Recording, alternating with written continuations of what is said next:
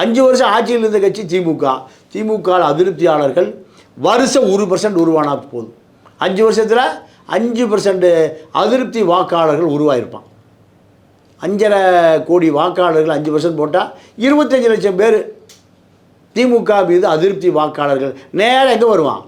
ஏடிஎம்கே தான் வருவான். அப்போ 25 லட்சம் ஓட்டு உபரி ஓட்டு திமுகவிடமிருந்து பிரித்து எடுக்கப்பட்டு அதிமுகவுக்கு வரும். அந்த அதிருப்தி வாக்குகள் விஜய்க்கு போகாது, சீமானுக்கு போகாது, ராமதாஸுக்கும் சசிகலாவுக்கும் போகாது.